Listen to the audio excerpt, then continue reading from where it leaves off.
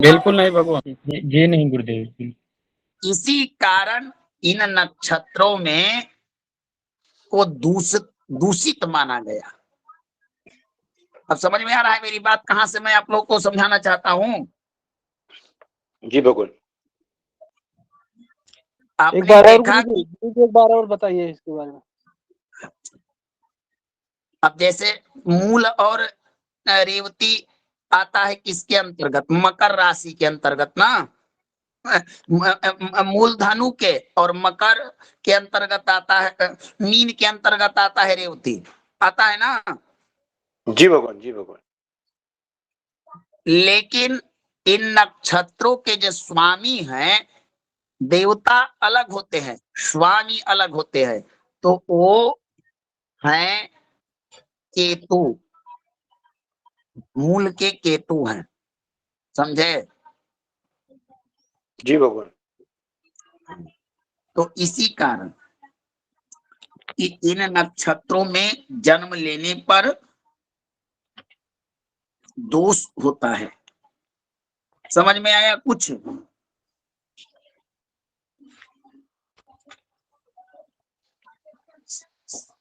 जी जी गुरु जी। हाँ, भगवान देखिए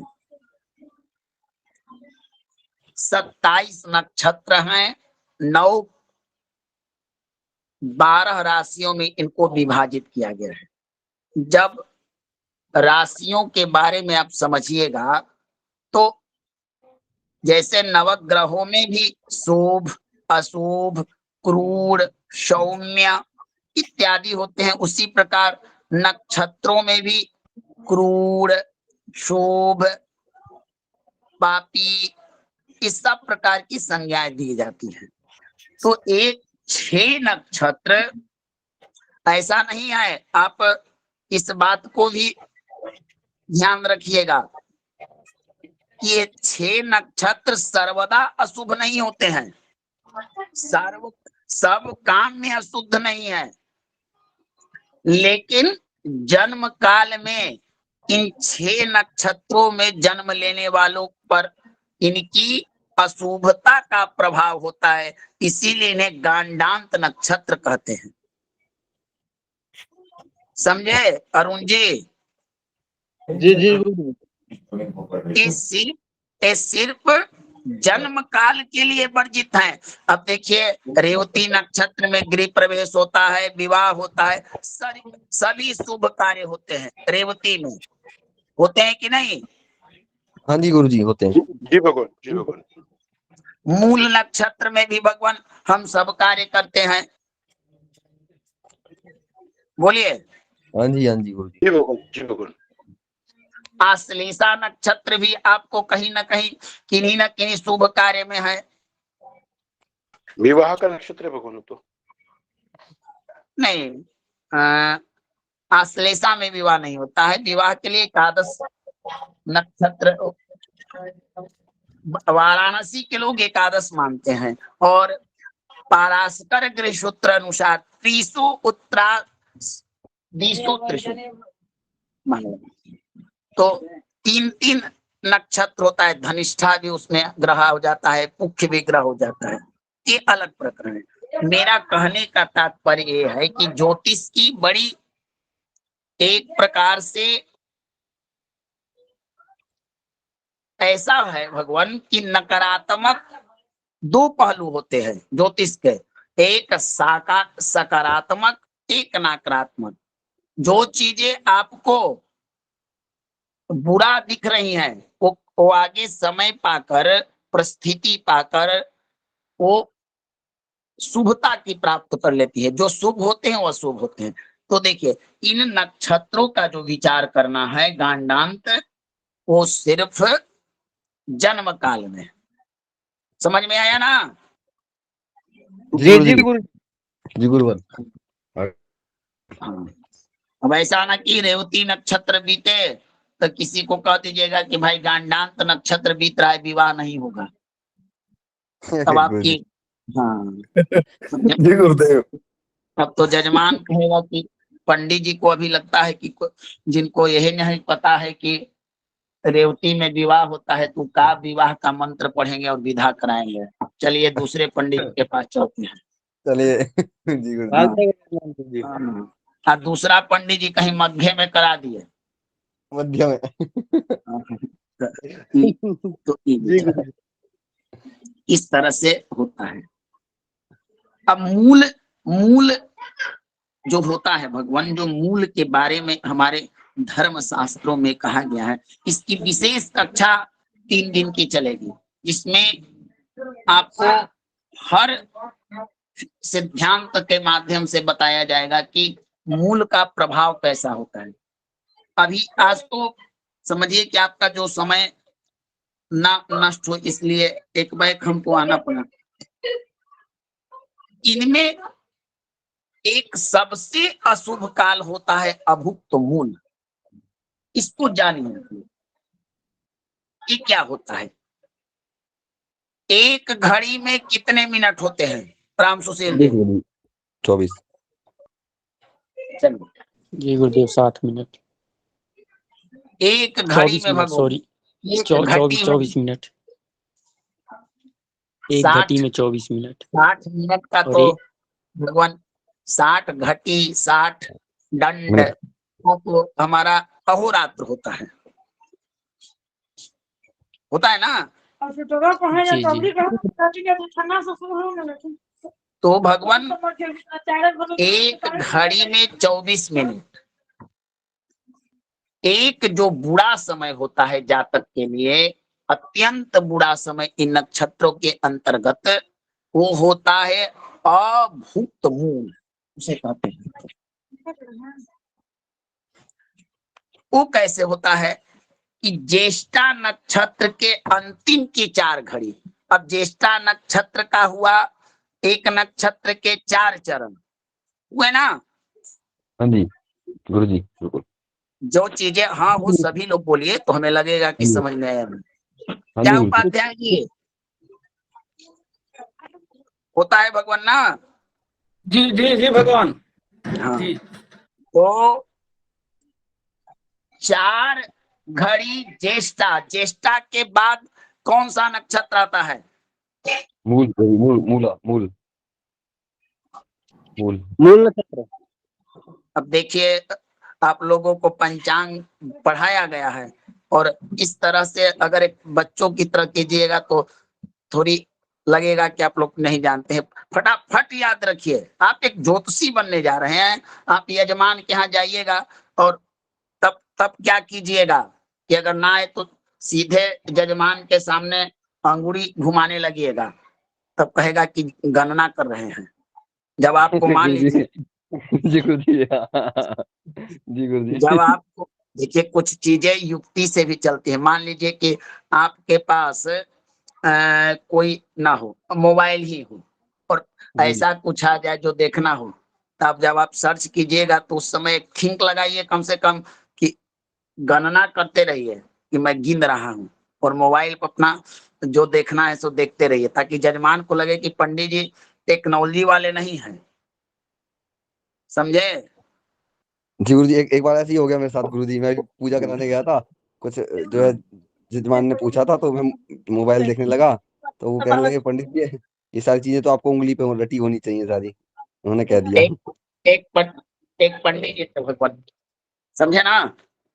तो एक पंडित जी थे तो बहुत बड़े आचार्य थे, बहुत बड़े आचार्य, और यज्ञ जी गुरु जी। कराने आए हुए थे, जी गुरु जी। यज्ञ कराने आए हुए थे। अब जी उनके गुरु जी। साथ एक ज्योतिषाचार्य थे। तो जो जी जी गुरु। ज्योतिष के आचार्य थे वो हर काम देखते थे भगवान मुहूर्त देखकर, हर काम मुहूर्त अच्छा गुरु देखकर जी, करते थे। हर समय मुहूर्त जी, मतलब प्रत्येक शुभ कार्य है। हाँ हाँ हाँ, प्रत्येक शुभ काम। उनका ज्यादा फोकस भद्रा पर होता था, समझे। अच्छा अच्छा। जी जी गुरु जी। तो जी और जो कर्मकांडी आचार्य थे, वो जो मंत्र वेता थे, वेद मंत्रों के जानकार थे वो लोग, थोड़ा कोई भी कार्य करते थे, भोजन करेंगे तो सहना भवतु सहनौ भुनक्तु, या जो भी अन्नपूर्णे सदा पूर्णे, या जो भी नाभ्यास इदंतरिक्ष, भगवान जी के जी मंत्रों से ही कार्य किया करते थे।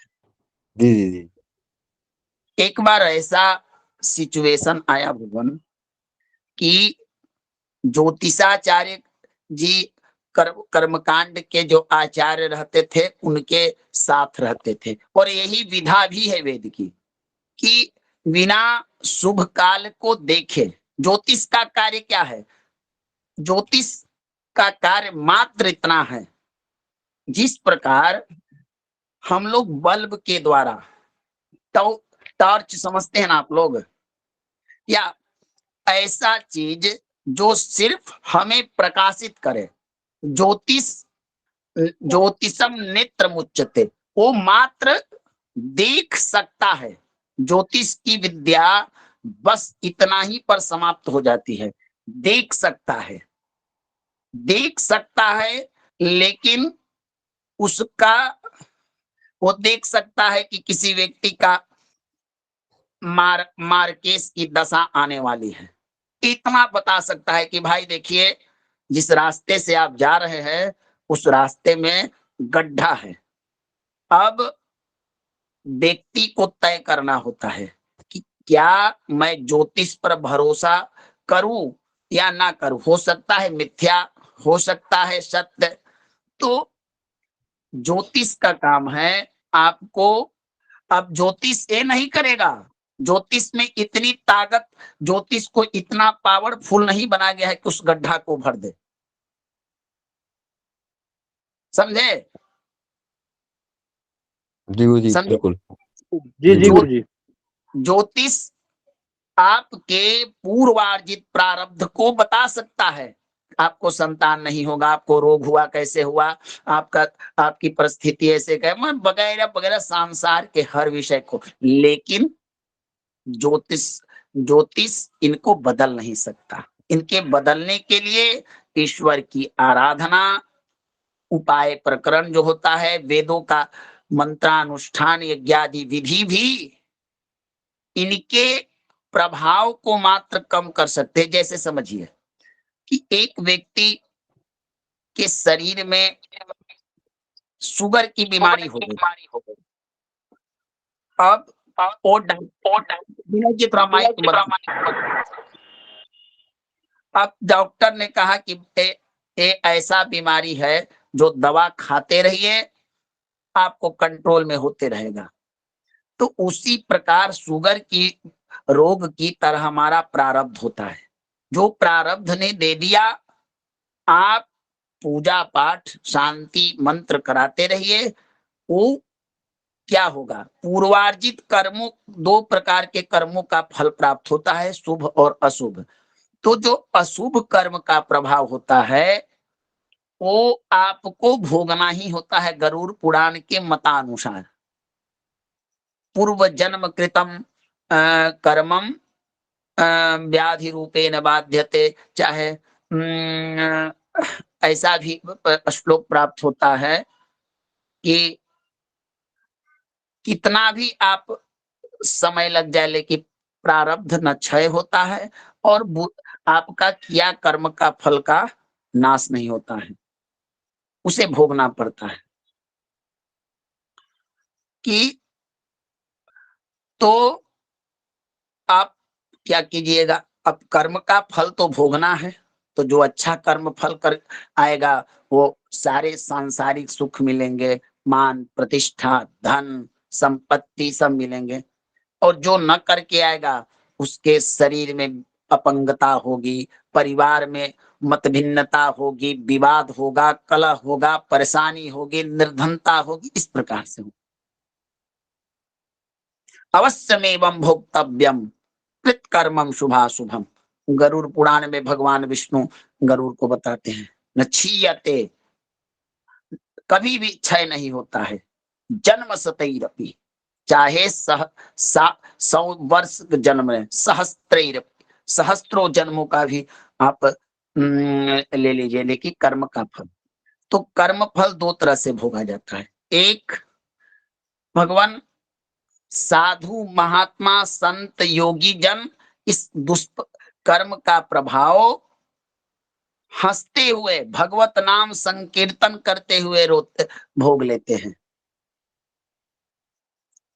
और जो लोग अज्ञानी होते हैं, लालची होते हैं, लोभी होते हैं, सांसारिक विषय में होते हैं, वे लोग कराहते हैं, रोते हैं, चिल्लाते हैं। दोनों ही कर्मों का फल भोगते हैं। एक महात्मा, एक ज्ञानी, एक संत, एक साधु भी भोगता है और एक अज्ञानी व्यक्ति भी कर्म का फल भोगता है। लेकिन कर्म का फल कभी भी बिना भोगे क्षय नहीं होता है। समझ गए? हाँ। तो वो जो ज्योतिषी थे, अच्छे काल गणना हेतु ज्योतिषाचार्य को रखते थे।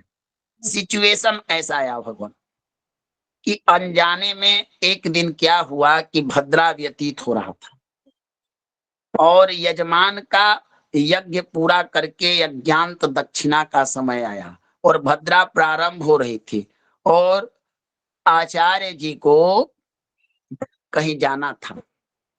तो वे थे कि जल्दी, जब जजमान के यहाँ आचार्य ब्राह्मण का कार्य समापन होता है तो सीधे दृष्टि होती है दक्षिणा पर, होती है ना भगवान? जी गुरुदेव। अगर दो पकवान कम खिलाए लेकिन अगर मोटा दक्षिणा दे दे ना तो पंडित जी उसी पर आशीर्वाद दे देंगे। और दक्षिणा कम और 56 भोग, तब पंडित जी कभी भी हृदय से आशीर्वाद नहीं देंगे। क्या बोलिए? जी गुरुदेव, ऐसा ही होता है। अगर मान लीजिए कोई पंडित जी को 100 रुपया सत्यनारायण कथा के दे और 56 प्रकार का भोग कहे कि पंडित जी खूब प्रसन्नता से खाइए, पंडित जी मन में कहेंगे कि सारा प्रसन्नता तो तू दक्षिणा ही में ले लिए, अब क्या खिला के क्या प्रसन्न करना चाहते हो? जी सही बात है गुरुदेव। भगवान, लेकिन कलयुग में पैसा है तो अधिक महत्व का है। माना कि भगवान नहीं है लेकिन भगवान से कम भी नहीं है पैसा। हाँ, तो न वितेन तर्पणीयो मनुष्यो, संसार में अनादिकाल से हमारा वेद कहता है कि न वितेन तर्पणीयो मनुष्यो, कभी भी धन से किसी की तृप्ति नहीं होती। अच्छा, दूसरा प्रकार पंडित जी वहां पर विचार करेंगे कि अगर 56 प्रकार खा लूं तो पेट का जो दुर्दशा होगा, कहीं डॉक्टर के पास ना जाना पड़े, तो दक्षिणा 100 रुपया, और कहीं स्वास्थ्य खराब हुआ तो घर की पूंजी भी लगेगी। तो जजमान हमारा हितैषी है या हमारा द्रोह चाह रहा है? बताइए। द्रोहाचारी हो गुरुजी।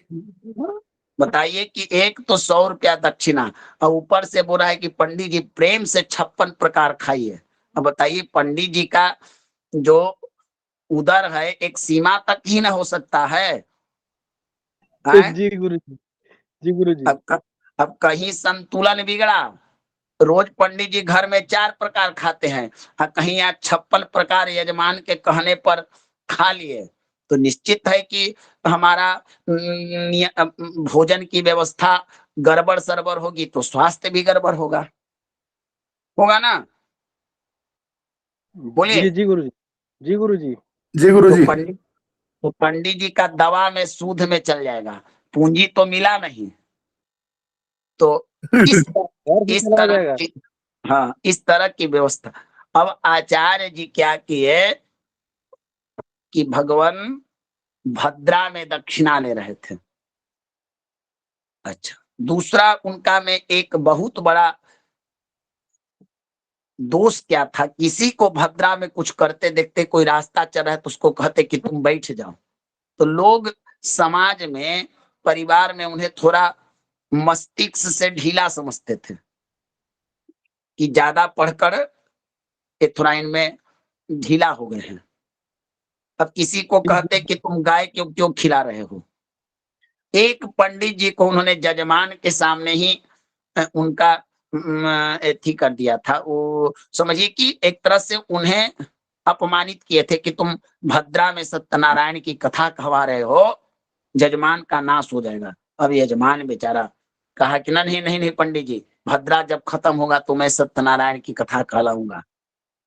अब पंडित जी बड़ा बड़ा दुखी हुए कि ये बताइए कि अच्छा, वो ऐसे व्यक्ति थे कि कहीं हवन हो रहा है और उनको बुलावा नहीं है, आचार्य को जाकर बीच में बोलते थे देखिए पंचांग में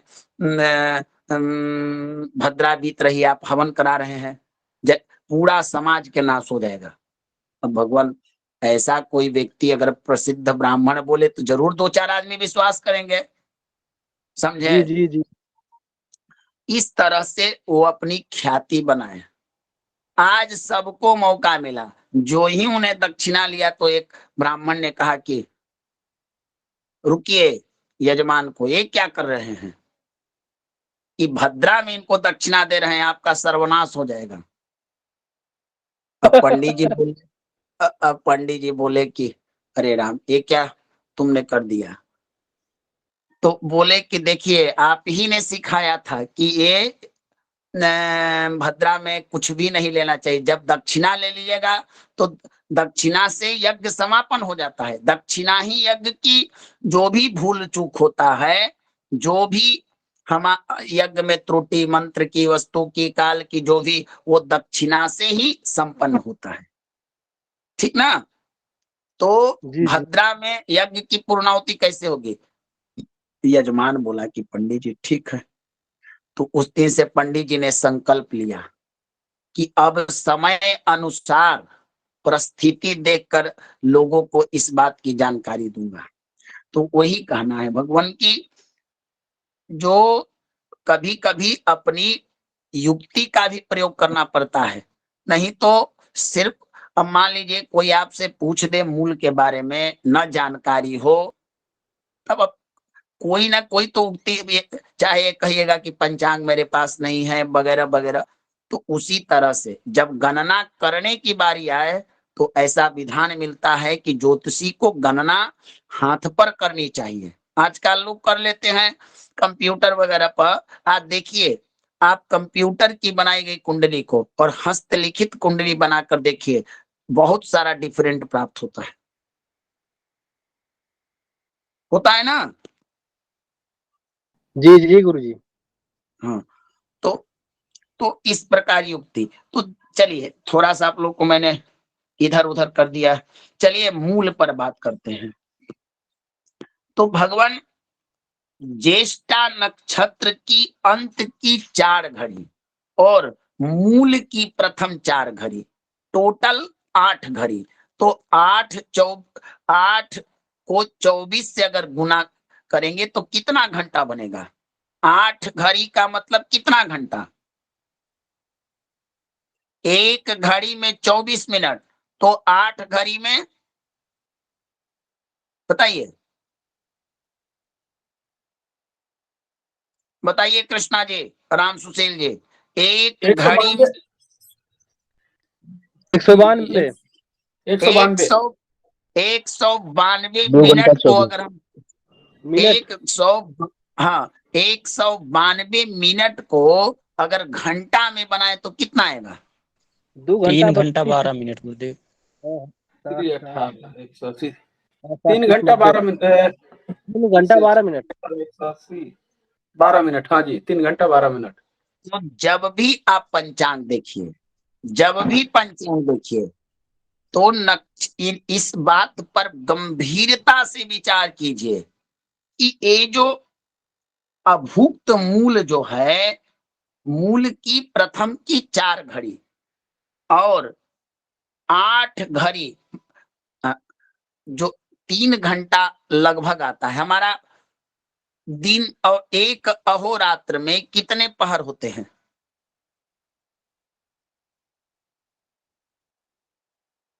इसे भी बताया गया है 8 पहर, 16 4 दिन के 4 रात की गुरुदेव। 8 गुने 3 24, 8 पहर होते हैं भगवान। 8 पर। जी गुरुजी, 8 पैर। 4 पहर दिन और 4 पहर रात्रि। आप देखिए 3 घंटे का लगभग 1 पहर होता है कि नहीं भगवान? हाँ जी गुरुजी। कृष्णा जी जी मैंने जी प्रहर जी, के जी, बारे में भी मैंने प्रहर के बारे में भी बताया था आप लोग को। आप लोग भूल चुके होंगे, विस्मृत हो चुका होगा, वो अलग बात है, लेकिन यही चीजें तो ज्योतिष की महानता है भगवान, कि कब किस सिचुएशन में, किस आकलन में, किस विश्लेषण में, किस चीज के अध्ययन में आपको पढ़ाई गई चीजों की आवश्यकता पड़ जाए। तो जो हमारे यहाँ 8 पहर की दिन और रात होते हैं, 4 पहर आप जोड़ लीजिए। अंग्रेजी टाइम के अनुसार अपराह्न, पूर्वाह्न ऐसे जोड़ते हैं ना आप। जी जी जी गुरुदेव जी। मध्याह्न प्रथम अपराह्न जी। पहर, द्वितीय पहर, तृतीय पहर, चतुर्थ पहर दिन का अंत होता है। जी संध्या के समय, संध्या हाँ, का जी गुरुजी, संध्या। पा- पांचवा पहर रात्रि का प्रथम भाग, छठा पहर रात्रि का मध्य भाग, सातवां पहर अर्धरात्रि का समझिए कि वो भाग होता है। हाँ, और 8वां पहर सूर्यास्त सूर्योदय तक होता है, जिसमें ब्रह्म मुहूर्त इत्यादि तुरीय जो होता है वो सब आ जाता है। ब्रह्म मुहूर्त जी गुरुजी, 2-2.5 घड़ी पहले।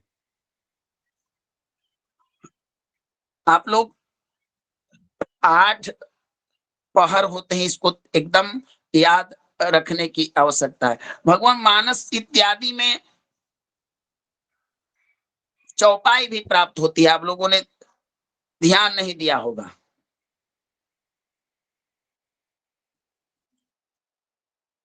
समझे? मानस जी में, तो मानस में भगवान, गुरुजी।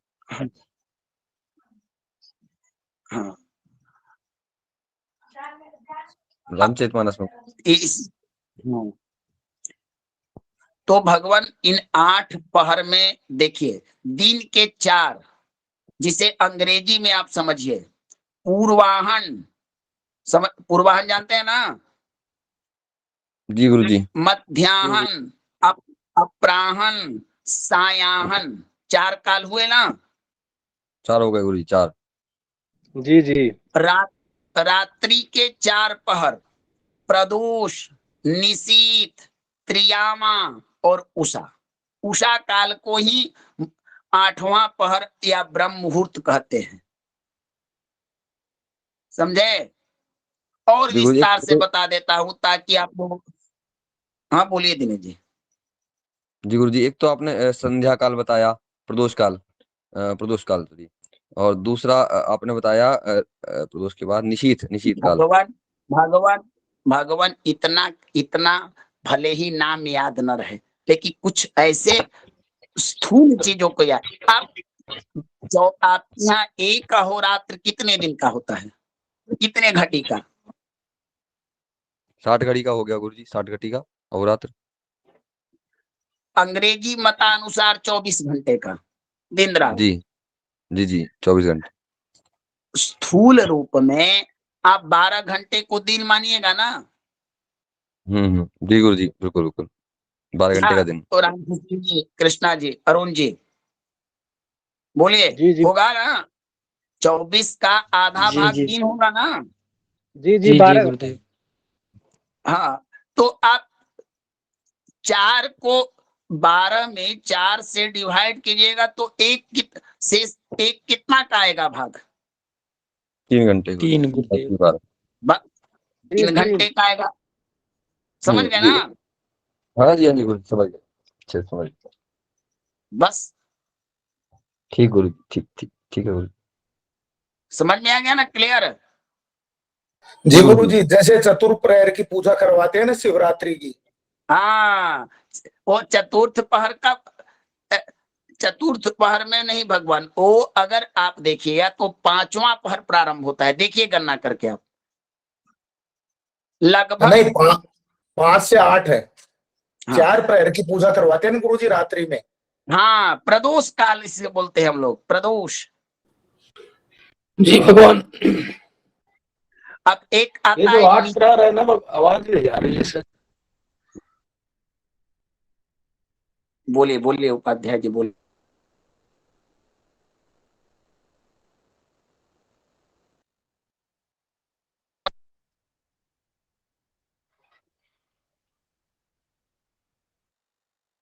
उपाध्याय जी बोले भगवान।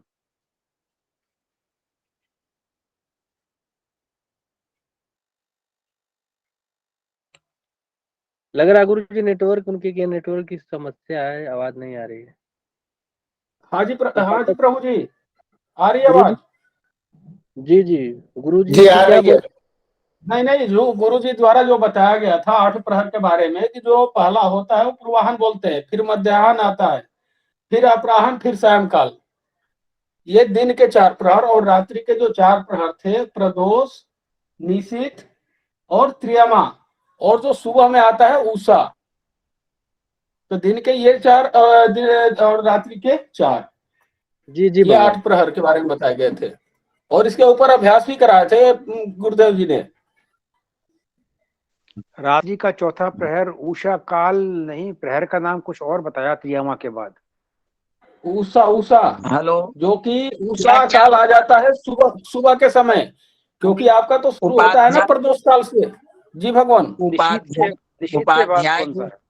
सुनिए सुनिए, देखिए इस प्रहर को अगर अंग्रेजी लैंग्वेज में पढ़िएगा तो वो दूसरे तरह से उच्चारण करते हैं। संस्कृत में इसको दूसरे तरह से कहा जाता है। जैसे संस्कृत में आप प्रदोष कहिएगा, समझे ना भगवान? हेलो, समझ में आ रहा है कि नहीं आपको? नहीं समझ में आ रहा है गुरुदेव। उपाध्याय जी को समझ में आया? जी भगवान, जी जी। भगवान यहाँ भाषाओं में थोड़ा अंतर है। जैसे पूर्वाहन अपराहन जो शब्द है भगवान, हमारे यहाँ देखिए, आप इसको दिन में 4 होते ना है। पहला पूर्वाहन, बोलिए भगवान। होते हैं हेलो। गुरु जी। दूसरा मध्याह्न होता ना है। आप देखिए, सूर्य पूर्वाहन का समय कितने बजे से होता है बताइए? लगभग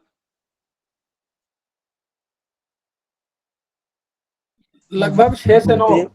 6 बजे 6 बजे से का 6 से करीब 6 बजे सूर्योदय मानते हैं, तो 8 6 से 9 बजे।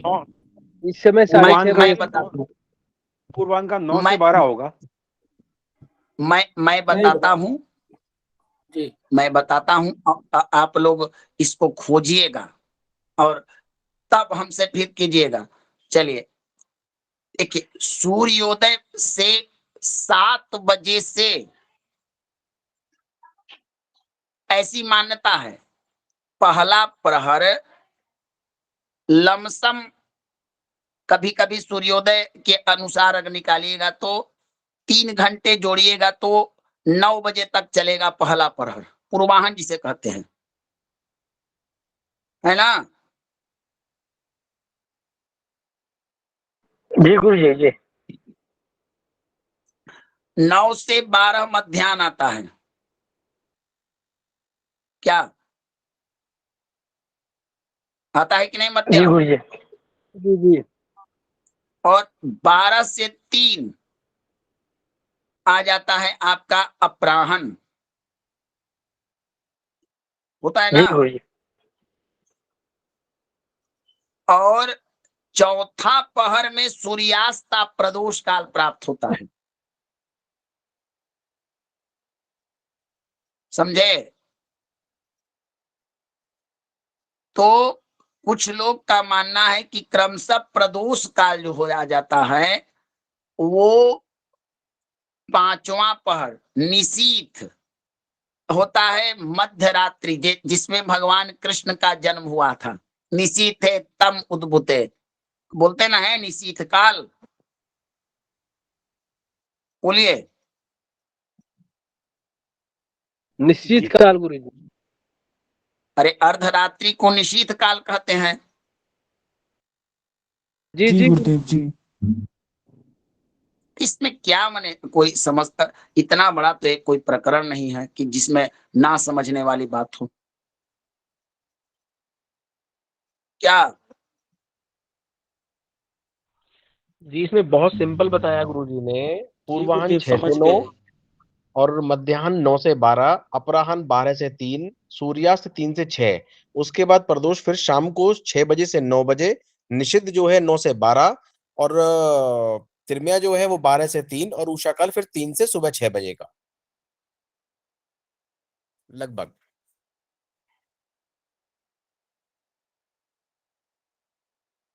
जी जी।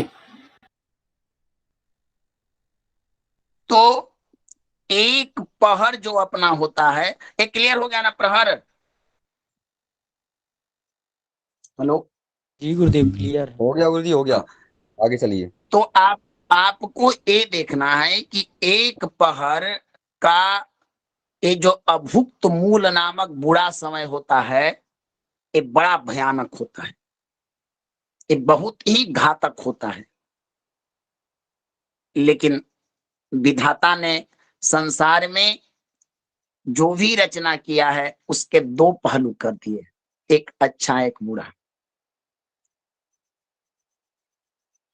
अभुक्त मूल में ऐसा शास्त्र बताते हैं कि जन्मे बालक का पिता 8 वर्ष तक मुख ना देखना चाहिए।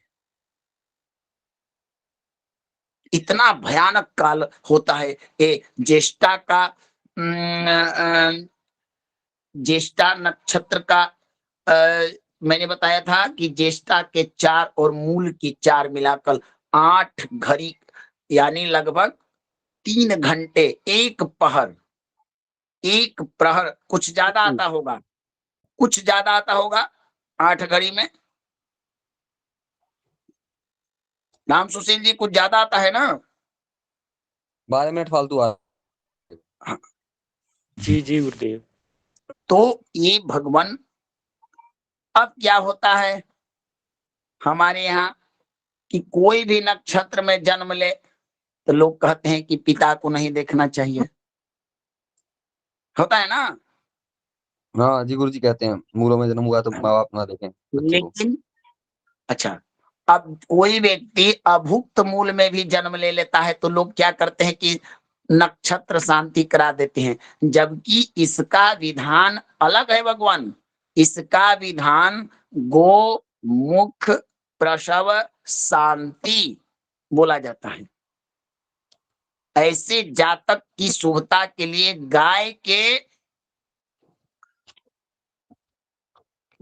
गाय जैसे बछड़ा को जन्म देता है, उस प्रकार से 27 छिद्र वाले बांस के जो सुर्प बोलते हैं उसमें जातक को गाय भावना किया जाता है कि जातक गौ के उदर से जन्म ले रहा है, इस प्रकार से उसकी शांति की जाती है। तो यही काल जो होता है अभुक्त मूल, यही सबसे ज्यादा अति अशुभकारी होता है। गुरुजी हर महीने आता होगा, हर महीने गुरुजी ये समय। भगवान, अब आपको देखना ये है कि जातक का जन्म काल ज्येष्ठा और मूल के अंत भाग में है या पूर्व भाग में। ठीक गुरुजी। ये जांच करना है। आप इतना ध्यान करना है कि ज्येष्ठा नक्षत्र का चरण निकाल लीजिए, आप भयात भवों के द्वारा चरण निकाल लीजिए और देखिए कि उसका जो 3 घंटे का अभुक्त मूल का जो समय है, और बड़े बड़े अच्छे अच्छे ज्योतिषी लोग इस चीज पर गौर करते हैं। साधारण लोग उसको हाँ मूल शांति कराओ, उसमें अभुक्त मूल छूट जाता है। कभी कभी आप लोग देखे होंगे कि किसी व्यक्ति का नक्षत्र शांति होने के पश्चात भी उसका शांति नहीं मिला, समस्या बनी ही रही, है ना? होता है गुरुजी। जी गुरुजी। बिल्कुल। तो यही कारण होता है कि वास्तविकता जो समस्या होती है, अब डॉक्टर के पास घूमते रहिए, जब तक आपकी बीमारी का इलाज नहीं होगा, समस्या का निवारण, जब तक योग्य डॉक्टर आपके उस समस्या को, उस बीमारी को पहचान कर उस बीमारी के योग्य दवा या औषधि ना दे दे, तब तक आप भटकते रहते हैं। इस अस्पताल में गए, वहां गए, वहां गए, वहां गए, है ना? जी गुरु जी जी। जी वही चीजें आपको बड़े बड़े अस्पताल में ना, एक दवा के दुकान वाला भी अगर आपकी समस्या को जानकर उचित दवा दे दे, तो बड़े बड़े डॉक्टरों से भी ज्यादा उसका दवा फायदा कर जाता है। होता है ना? जी जी गुरु जी। जी गुरु जी। कारण कि हम लोग को जब तक समस्या का जड़, बीमारी का जड़, कारण, बीमारी का लक्षण न पता चलेगा, तो आंख मूंद कर दवा दे देंगे तो फायदा करेगा नहीं। दवा अपना असर दिखाएगा थोड़ा देर और फिर पुनः वो समस्या उत्पन्न हो जाएगी। तो ये जो 3 घंटे का समय है, धारणीय है, इसको देखना चाहिए। यह एकदम धारण करना चाहिए, इसको देखना चाहिए भली भांति से कि कहीं हमारे कुल में, हमारे परिवार में या किसी के भी यजमान के यहाँ अभुक्त मूल में कोई जन्म तो नहीं लिया। तो ऐसा जातक जन्म लेते ही अपने कुल में लक्षण दिखाता है, ठीक ना? ठीक गुरु जी। लेकिन अगर ये जातक बच गया और बचा हुआ रहा तो मालामाल भी बनाता है। जी जी गुरु जी, ऐसा होता है गुरु जी। मालामाल भी बना देता है। 99 तो ये चीजें भगवान देखनी चाहिए। आज से जब भी आप देखिएगा तो इस चीज पर विचार कीजिएगा कि ज्येष्ठा के अंत की 4 और मूल की 4 यानी 3 घंटे का जो समय होता है अभुक्त मूल होता है। समझ गए आप लोगों ने? जी गुरु जी। चलिए, तो यही आप लोगों को मूल नक्षत्र के विषय। अब इसमें भी भगवान बड़ा, इसका प्रकरण लंबा है थोड़ा। कभी आप लोगों का इच्छा होगा पंचांग के दौरान ही, तो कभी 2-3 दिन की कक्षा चलाऊंगा तो सब चीज स्पष्ट हो जाएगा। अभी स्थूल रूप में बता दिया गया कि ये जो टाइम होता है, इसी को सबसे ज्यादा खराब, बुरा गांडात मानते हैं। ठीक है अरुण जी? जी गुरु जी, चलिए, समय मिले गुरु जी तो ये पूरा 3 दिन की कक्षा भगवान चलाइए, देखिए, जिसमें जो सबका गुरु जी को प्रभाव किस पे पड़ता है इसका? अब भगवान ए उसके चरण के आधार पर पड़ता है। अब चतुर्थ चरण, तृतीय चरण में माता, पिता, दादा, बहन, भाई, ये आधार पड़ता है उसने जन्म किस चरण में लिया। यही सब चीजें जो होती है भगवान, वो आपको मूल वृक्ष, मूल पाद के आधार पर बताया जाएगा।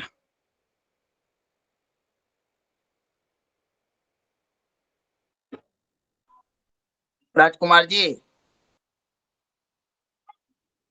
जी गुरु जी, जी जी।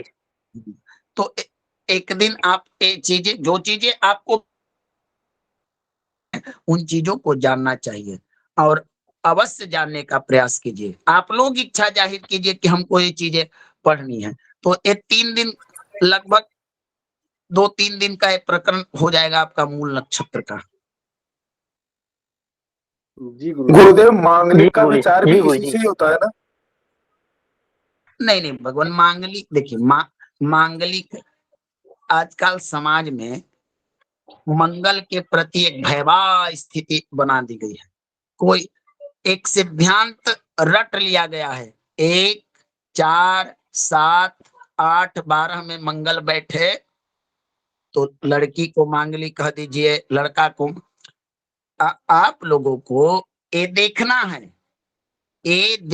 है कि मंगल बैठा है, लेकिन साथ ये भी देखिए कि कहीं लड़की की कुंडली में भी चंद्रमा से, शुक्र से, जन्म लग्न से, इन स्थानों में कोई भी एक स्थान में या उसी स्थान में मान लीजिए कि ऋषि जी की कुंडली है मेष लग्न की, और मेष लग्न में ही जाकर मंगल देव बैठ जाए, या वृश्चिक लग्न की कुंडली है तो वृश्चिक लग्न की कुंडली में ही मंगल बैठ जाए, लड़की की वृश्चिक हो और लड़का का मेष हो, तो क्या इस सिचुएशन में एक अच्छा ज्योतिषी कहेगा कि मांगलिक योग बना? बोलिए। नहीं बनेगा। जी गुरुदेव। गुरुजी मांगलिक योग नहीं होगा लेकिन दोष तो रहेगा ना। भगवान दोष नहीं बनेगा दोष गुरुजी, भगवान स्वग्रही है गुरु। बस स्वग्रही। अब इसी को पलट दीजिए, अगर तुला लगन की कुंडली हो जाए 4, 7, 8, 12 में मंगल बैठे तो मांगलिक दोष बनता है। तो आपको ये देखना है पहला कि जन्म लगन से लड़की या लड़का का इन स्थानों में मंगल के अलावे मंगल ही ना बैठे और शनि ही बैठ जाए, राहु ही बैठ जाए, केतु ही बैठ जाए, सूर्य ही बैठ जाए, तो भी भगवान उसके दाम्पत्य के लिए सुभद नहीं होगा। ठीक ना? जी गुरुजी। क्योंकि जिन स्थान पर पाप ग्रह बैठते हैं तो बुरा आदमी की संगति, बुरा आदमी का संगत और बुरा आदमी का विचार और बुरा आदमी का मार्गदर्शन सदैव विनाशकारी होता है। बोले। बिल्कुल गुरुजी। जी गुरुजी एकदम सही, एकदम सही। अब बताइए कि एक बार नारद जी को वानासुर नामक एक दुष्ट राक्षस ने पकड़ लिया कि आइए आप, उसको वरदान मिला था 1000 बाह का और बोला कि मैं तुमसे कुश्ती करूंगा। अब नारद जी कहे कि भाई न तो हम पहलवान हैं, और न हमको बाण चलाने आता है, न चक्र चलाने आता है, न त्रिशूल चलाने आता है। हम बीना बजाते हैं। वेद शास्त्र के अगर ज्ञान चाहिए तो हमसे तुम प्राप्त करो। तो उसने कहा कि देखिए हमारे हाथों में खुजली हो रही है, समझे, और मैंने ब्रह्मा से वरदान प्राप्त किया हूं कि तुम जाके लड़ो, तब तो पता चलेगा कि हो सकता है कि ब्रह्मा छल कर दिए होंगे कि उतना तपस्या किए और उनका दिया हुआ वरदान। अब नारद जी बड़े फेर में पड़ गए, वो कहा कि मैं पहले तुम ही से लड़ूंगा। नारद जी बड़े फेर में पड़े और वह लड़ाई का मैदान तैयार करने लगा। अब नारद जी भाग रहे हैं और उनको पकड़ रहा है। अब बोले कि भगवान ऐसा दुष्ट के फेर में इसको पहलवान चाहिए, तो विद्वान से लड़ रहा है। अब भला पहलवान और विद्वान में लड़ाई हो सकता है तो विद्वान का तो शरीर तोड़ देगा पहलवान।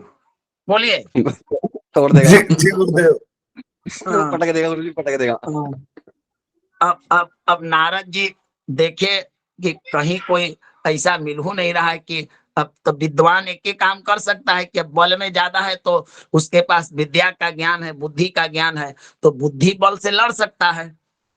तो हाँ, अब पूछे कि अभी दुष्ट हमारे ऊपर पड़ गया है, न हमारे को त्रिशूल चलाने आता है, न चक्र चलाने आता है, न लाठी चलाने आता है, न मैं तो एक नारायण का भक्त हूँ। अब कैसे, अब कहा, उसने कहा बाणासुर ने कि मैं लड़ूंगा तो तुम ही से लड़ूंगा।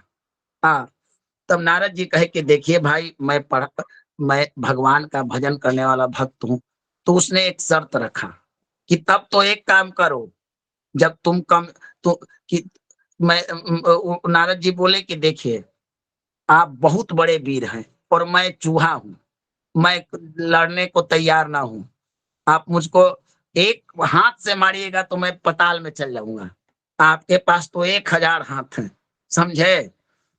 तो उसने कहा कि देखो तुम एक काम करो, अब मैं जान गया कि तुम हमारे लायक नहीं हो, तो कमजोर से बलवान अगर युद्ध करेगा तो शोभा नहीं देगा, वीर को वीर से लड़ना चाहिए। अब तुम हमारे लिए एक लड़ने के लिए योद्धा खोज के लिए आओ।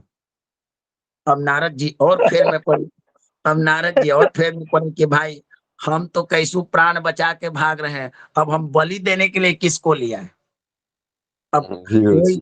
कोई को एक एक एक छोटा मोटा रास्ते में जा रहे थे तो देखे कि इंद्र कहीं से आ रहे हैं वज्र लिए, तो बोले इंद्र से कि मेरा एक काम कीजिएगा, तो बोले कि का, तो देखिए ना बानासुर कह रहा है लड़ाई करने के लिए, आप जाके लड़िएगा। इंद्र बोला कि मति का खराब हो गया है आपका नारद जी, हैं झूठ मूठ के हमको क्यों उससे पिटवाना चाहते हैं, उसको ब्रह्मा ने बल दिया है 1000 बाण से, इंद्र भी भाग गए, समझे।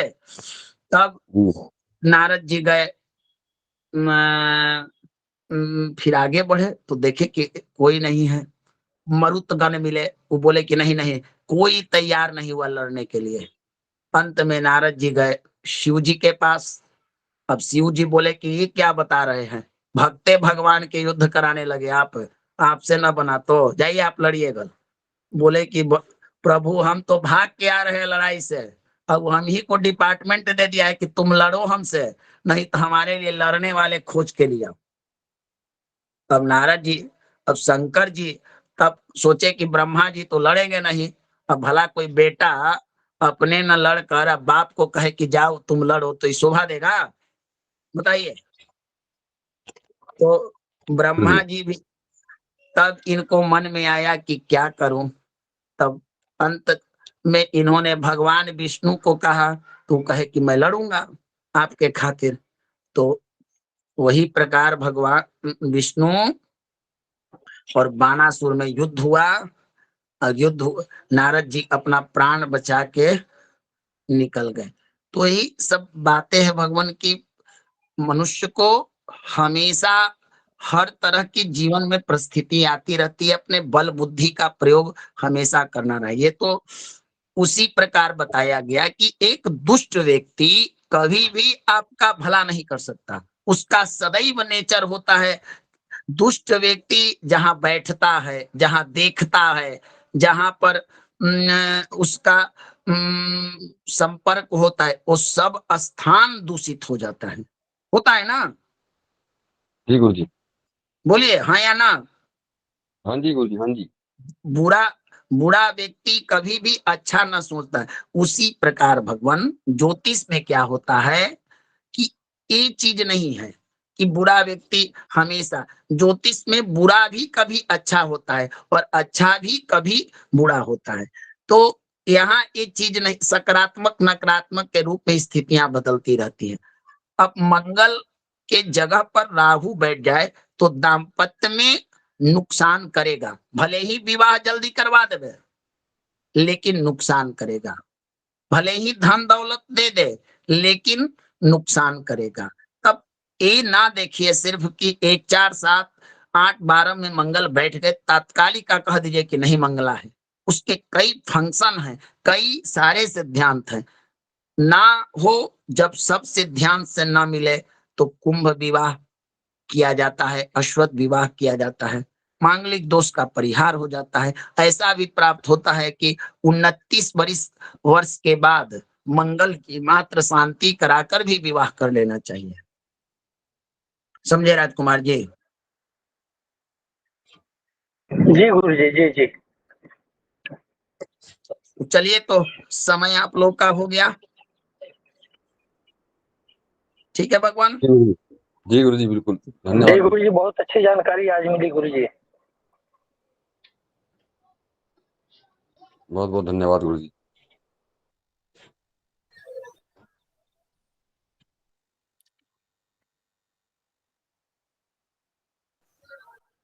भगवान कल या परसों की क्लास में था कि वो निषिद्ध काल जो है उषा काल, निषिद्ध काल उषा काल को ही बोलते हैं ना? जी नहीं, निश्चित काल अलग है, उषा काल अलग है। भगवान देखिए, जो 8 प्रहर होते हैं ना, तो ऐसी मान्यता है कि जैसे आप देखिए, एक तो सूर्योदय से सूर्यास्त तक का समय को मान लीजिए, उसको 4 जगह डिवाइड करिए, ये आपके 4 प्रहर आ गए। फिर रात्रि का रात्रिमान निकाल करके कितने समय की रात्रि हो रही, 12 घंटे की हो रही कि 11 घंटे की हो रही है, उसमें 4 जगह बांट दीजिए। तो 4 प्रहर दिन के, 4 प्रहर रात्रि के। जैसे एक उदाहरण के लिए हम मान ले कि सुबह 6 बजे सूर्योदय हो रहा है, शाम को 6 बजे सूर्यास्त हो रही है, तो उस समय आपका जो 6 बजे से 9 बजे तक का जो समय है वो पूर्वाहन है। जो अभी प्रहर का केवल बात हो रही है वो पूर्वाहन हो जाएगा। दूसरा 9 बजे से लेकर के 12 बजे तक आपका अपराहन रहेगा, मध्याह्न रहेगा। उसके बाद 12 से 3 अपराहन, और 3 के बाद 6 बजे तक आपका शाम काल हुआ। ये 4 प्रहर दिन के हुए। और ऐसे ही 4 प्रहर रात्रि के हैं, जो प्रदोष काल भी आता है ना, तो ये प्रदोष एक प्रहर भी है। प्रदोष प्रहर हुआ आपका पहला, रात्रि का पहला प्रहर। दूसरा होता है निशीथ, जो कि जैसे अब शाम 6 बजे से लेकर के रात्रि के 9 बजे तक 3 घंटे इनका भी समय लीजिए प्रदोष का। प्रहर में वो काल अलग है, ये प्रहर अलग है। दूसरा निशीथ जो है 9 बजे से लेकर के 12 बजे तक, और 12 से लेकर के और 3 बजे तक ये आएगा आपका त्रियामा, और 3 से लेकर के फिर सुबह 6 बजे तक आपका आ जाएगा उषा। गुरुदेव, मेरा कहने का मतलब ये था, वो महोदया जी ने पढ़ाया था, परसों पढ़ाया था, मैंने लिखा नहीं, कि 12 बजे बाद, रात को 12 बजे बाद कुछ टाइम ऐसा आता है जिसमें कोई भी शुभ कार्य नहीं करना चाहिए। अब वो 12 बजे बताया था, मेरे दिमाग से वो निकल गई। नहीं, मध्य रात्रि है, 2 घट्टी की मध्य रात्रि है, निश्चित काल। वो निश्चित काल वो लिखवाए थे, ठीक है। जी। और उसमें प्रातः काल लिखवाए थे, उषा काल लिखवाए थे, दिनमान, रात्रिमान, ये सब लिखवाए थे। जो पंचांग की अभी कक्षा शुरू हुई है नहीं, उसमें यही चीज बताया गया होगा कि जो प्रदोष काल होता है, प्रदोष काल आपका सूर्यास्त से 6 घटी समय को होता है। हाँ, जी, अब याद आ गया। वो 2 घटी जो है, ये अर्धरात्रि के मध्य की 2 घटी। जी, अब याद। अर्धरात्रि आप बताइए, अर्धरात्रि कैसे निकालेंगे? क्या रात के 12 बजे अर्धरात्रि होती है? नहीं होती है। अर्धरात्रि निकालने के लिए आपको सूर्यास्त जितने बजे हो रहा है और जितने बजे सूर्योदय हो रहा है, तो सूर्यास्त तो हो गया, मान लेता हूं कि 6 बजे सूर्यास्त हो गई, और सुबह में 6:30 बजे हो रहा है, मान लेता हूं सूर्योदय होता है ना, या 5:30 बजे सूर्यास्त हो गई, जी, और सुबह में जाकर के आपका 6:30 बजे सूर्योदय हो रहा है, तो 13 घंटे का तो रात्रि हो गई। कोई जरूरी थोड़ी है कि जितना सब दिन का 24 घंटे में 12 घंटे दिन होता है, 12 घंटे रात्रि होती है, ऐसा तो नहीं है। तो जब ऐसा नहीं है, तो जो रात्रि मान का आप निकालेंगे कि रात्रि 12 घंटे की हो रही है कि 13 घंटे की हो रही है, तो मान लेता हूं कि 13 घंटे की हो गई रात्रि। अब 13 घंटे की रात्रि हुई, तो आप वो मध्य रात्रि निकाल रहे हैं, तो अब 13 घंटे की मध्य यानी कि कितना होगा? 12 रहता तो 6 होता, तो यानी कि 6 घंटा 30 मिनट मध्य रात्रि आपका यही हुआ ना। ठीक 12 बजे तो हुआ नहीं आपका, तो मध्य रात्रि वैसे निकालेंगे। और उसके बीच की जो आपकी 2 घटी होती है, 1 घटी पहले 1 घटी बाद का, वो निश्चित काल है। जय गुरुदेव। क्योंकि अर्धरात्रि में भी कंफ्यूज हो जाते हैं कई जगह कि चलो जी रात 12 बजे नहीं है, तो सूर्यास्त और सूर्योदय के बीच का जो समय है उसको निकालिए, और उसके बीच का जो समय आ रहा है वो आपका हुआ समय। जैसे ये कृष्ण जन्माष्टमी में बहुत ज्यादा ही होता है कि आप देखते होंगे कि ठीक 12 बज गया, पंडित जी अपना घंट बजाने लगे, पूजा होने लगा, तो वो एक थोड़ी सी गलत लगता है कई जगह भी अपने आप में।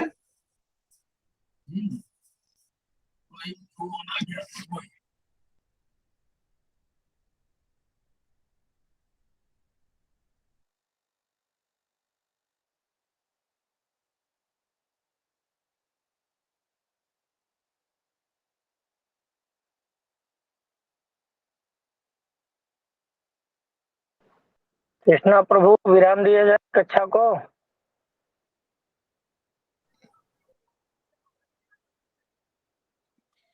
भगवान विराम दिया जाए कक्षा को।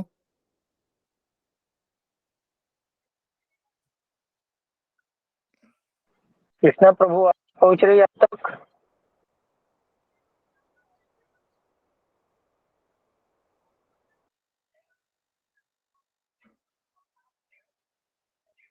चलिए सभी को नमो नमः। सभी को नमो नमः।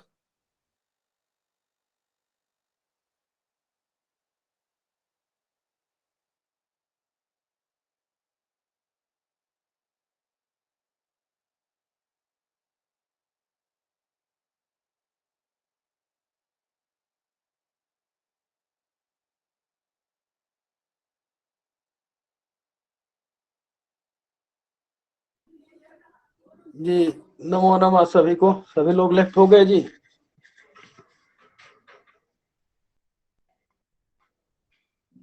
कक्षा को विश्राम दिया जाए। वंदना जी, पुष्पावती जी।